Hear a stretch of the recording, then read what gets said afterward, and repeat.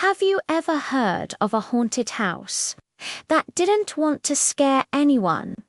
Most haunted houses are filled with creaky floors, flickering lights, and ghosts that love to make you jump. But this one was different.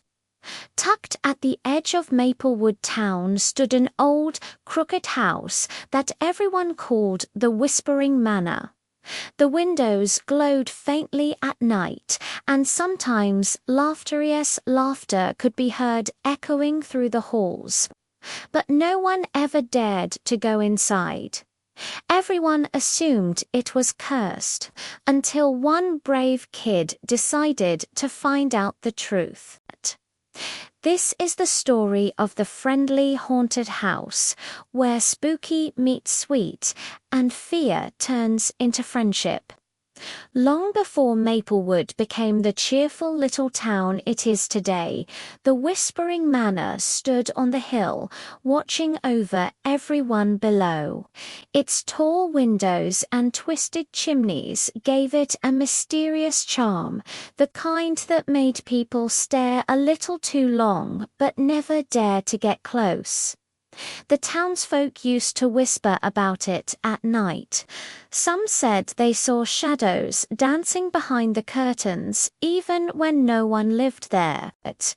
Others claimed they heard a piano playing soft tunes when the wind blew from the hills. And the strangest part, no one ever saw anyone go in or come out.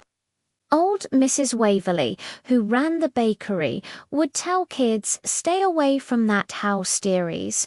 It's full of restless spirits," and that was enough to keep most children far, far away. But in truth, the house wasn't evil, it was just lonely.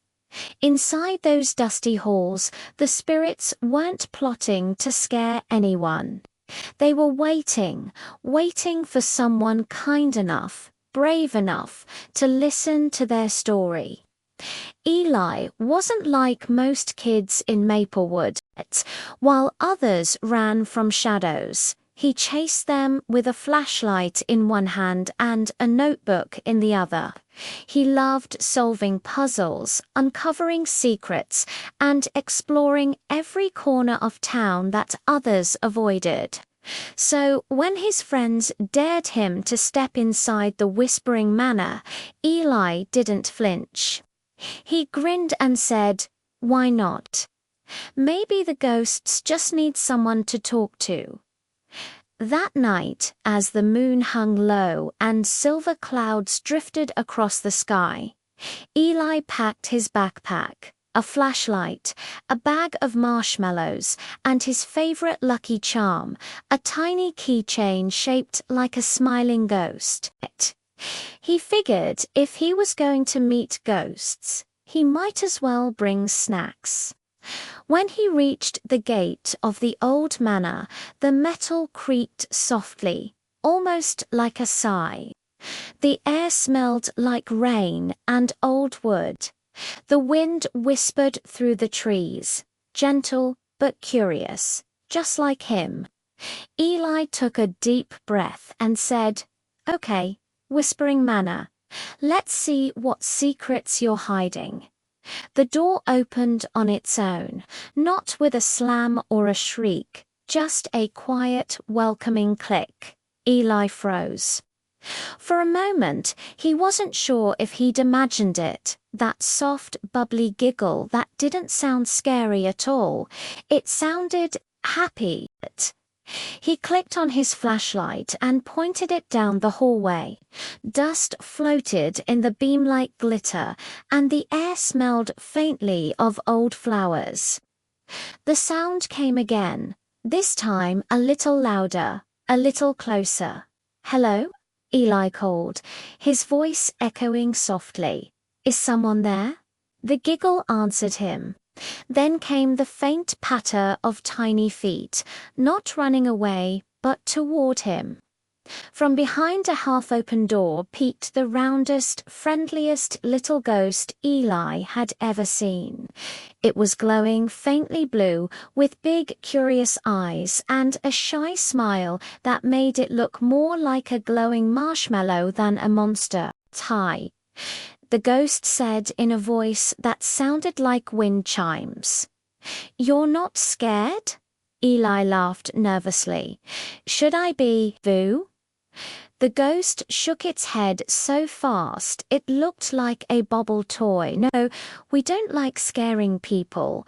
We just don't get visitors anymore." Eli lowered his flashlight. "So, you're friendly ghosts?" The ghost nodded proudly. "Super friendly. I'm Pip. And you're the first human who's come here in forever." Eli couldn't help but smile. "Well, Pip, it's nice to meet you." As soon as Pip finished speaking, the air in the hallway shifted. A soft hum rippled through the walls, like the house itself had just taken a deep breath after a long, deep sleep. Dust fluttered from the ceiling, and the old chandelier above Eli's head began to sway gently. Pip's smile turned nervous. "Uh-oh, I think the others heard you." "Others?" Eli asked. Before Pip could answer, shapes began to form in the air, faint glows and drifting mist swirling into faces. One by one, more ghosts appeared, floating through the walls like drifting candles in the dark. They weren't scary, not really, but each one looked surprised, confused, and maybe even a little grumpy. A tall, elegant ghost in a top hat floated forward. His voice was deep and dramatic. "Who dares to disturb our eternal rest?" Pip zipped behind Eli. "It's not what it sounds like, Mr. Grimsby. He's nice." Eli raised his hand awkwardly. "Hi, I'm Eli, big fan of haunted houses." Mr. Grimsby blinked, then chuckled, a low, rolling sound like a cello. "Well, that's a first. Usually, people scream." The other ghosts started murmuring among themselves. One was a tiny ghost cat who meowed and curled around Pip. Another was an old lady ghost knitting in midair. And somewhere upstairs, someone was playing a soft tune on the piano, the same mysterious sound the townsfolk had whispered about for years. Eli looked around in awe. "This place is amazing, but why do people think you're scary?" Pip frowned. "Because they never gave us a chance to show who we really are." Eli's eyes lit up with excitement, that kind of spark that comes when a wild thought suddenly feels possible. He looked around at all the ghosts, Pip floating eagerly beside him, Mr. Grimsby straightening his hat, and the rest watching curiously from the shadows. "What if," Eli began, "you didn't hide anymore? What if people saw that you're not scary, but fun?" The ghosts blinked. The old lady paused her ghostly knitting. Even the piano music upstairs stopped mid-note. "Fun?" repeated Mr. Grimsby, raising an eyebrow. Pip beamed. "Yeah, like a party." Eli grinned. "Exactly. You could open the house again, throw a haunted but friendly night. Kids could come for stories, games, maybe even ghostly snacks if that's a thing." The knitting ghost chuckled. "Ghostly snacks. Oh, darling, we can definitely make that a thing." The ghosts began whispering excitedly among themselves. It had been so long since anyone had visited, so long since laughter filled the halls. The thought of hearing it again made their glows shimmer a little brighter. Mr. Grimsby stroked his translucent moustache. Perhaps it's time the living learned that not all haunts are horrible. He smiled at Eli. You, young man, might just be our first party planner. Eli laughed. I'll bring the marshmallows. The ghosts cheered, a soft, echoing chorus that bounced off the walls like happy music.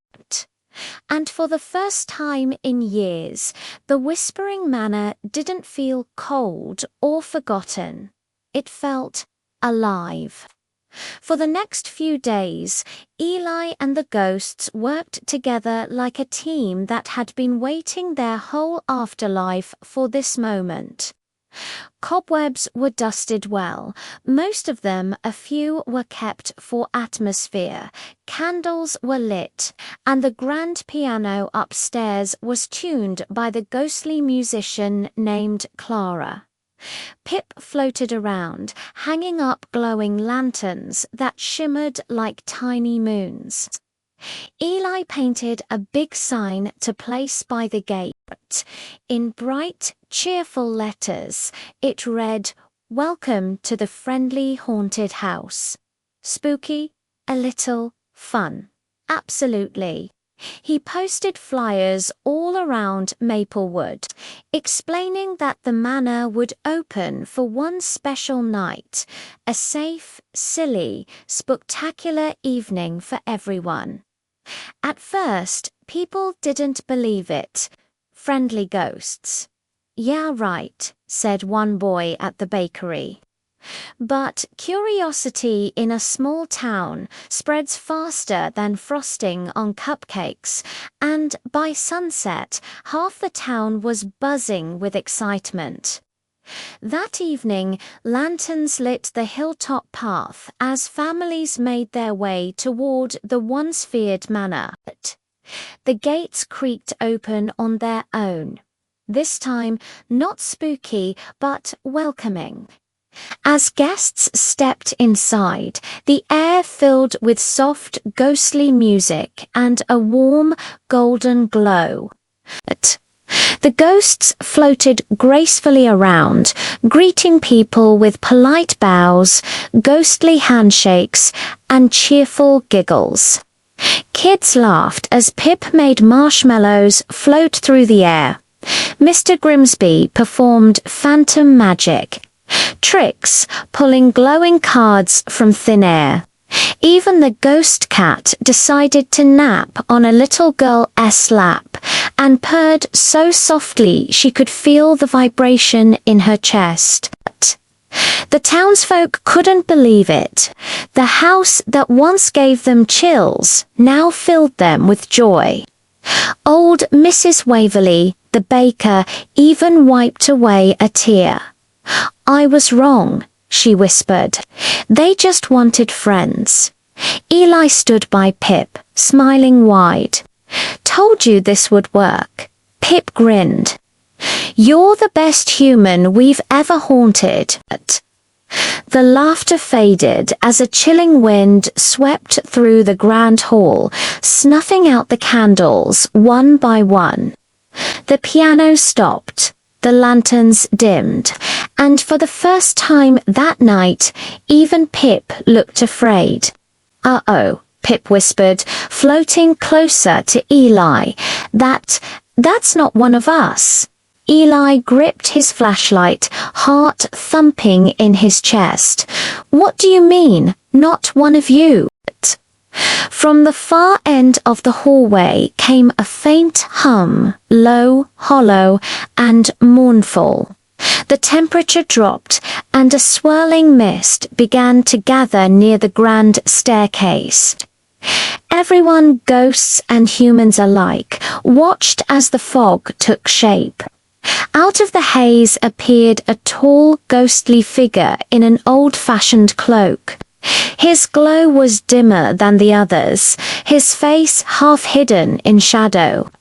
The room went silent. Who are you?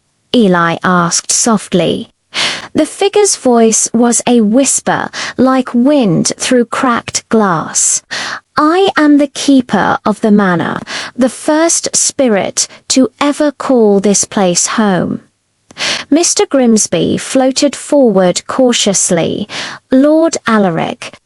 The tall ghost nodded slowly. Yes, long ago I built this house. Not for fear, but for family. But when I passed on, the world changed. People began to fear what they did not understand. He looked around at the glowing guests, the living and the spectral standing side by side. But tonight, you've reminded me what this home was meant to be, a place of laughter, of kindness, of connection between worlds. The other ghosts lowered their heads respectfully. Pip floated closer, smiling shyly. So, you're not mad? Lord Alaric's expression softened. Mad? No, little one. I am proud. You have restored what I lost long ago. The room brightened. The candles relit themselves, one by one. The air warmed again, and the shadows melted into soft light. Lord Alaric turned to Eli. You, young mortal, have done something extraordinary that you saw through fear, and found friendship. Then, with a kind smile, he raised his hand, and the walls shimmered, glowing softly like the house itself was smiling too. By the time dawn crept over Maplewood Hill, the Whispering Manor was no longer the shadowy silhouette everyone feared. It glowed softly in the morning light, its windows reflecting gold and rose from the rising sun.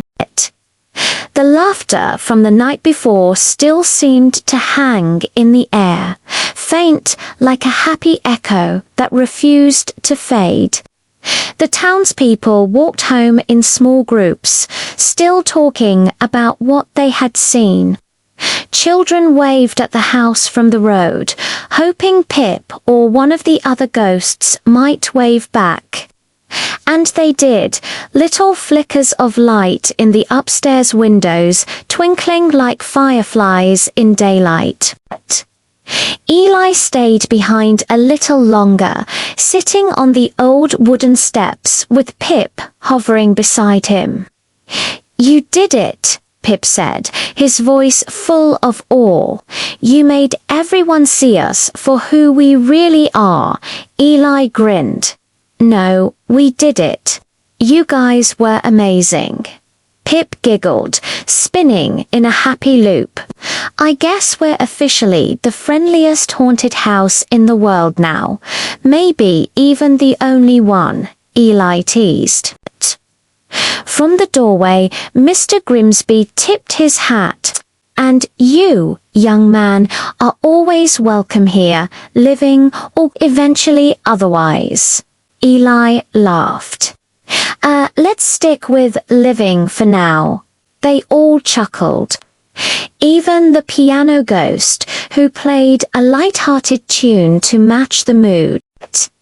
As Eli waved goodbye and started down the hill, the manor stood proudly behind him, no longer whispering in fear, but humming with joy. The town's legend had changed forever. Now, when people spoke of the Whispering Manor, they didn't tell stories of screams and shadows. They spoke of glowing lights, floating laughter, and a little boy who became friends with ghosts. And every Halloween after that, the house on the hill opened its doors once more, welcoming families, laughter, and life into its once lonely halls. Because some places aren't haunted by sadness or anger, they're haunted by good memories waiting to happen again. Final line, and if you ever find yourself walking past Maplewood Hill on a quiet night, you just might hear a tiny voice in the wind whisper, "Boob," in a friendly way.